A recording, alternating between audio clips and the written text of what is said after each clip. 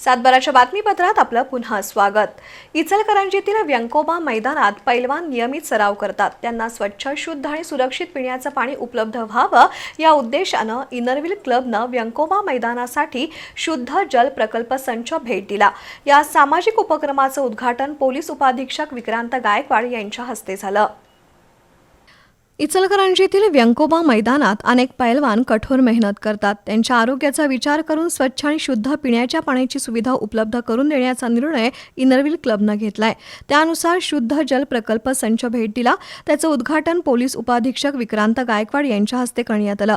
सामाजिक बांधिलकीतून क्लब नेहमी समाजातील विविध घटकांसाठी उपयुक्त उपक्रम राबवत असल्याचं इनरव्हील क्लबच्या अध्यक्षा विभाजी पाटणी यांनी सांगितलं। ज्येष्ठ पैलवान अमृता भोसले यांनी खेळाडूंच्या आरोग्याच्या दृष्टीने हा उपक्रम अत्यंत महत्त्वाचा ठरणार असल्याचं सांगितलं। तर खेळाडूंना आवश्यक मूलभूत सुविधा उपलब्ध करून देणं ही समाजाची सामूहिक जबाबदारी आहे।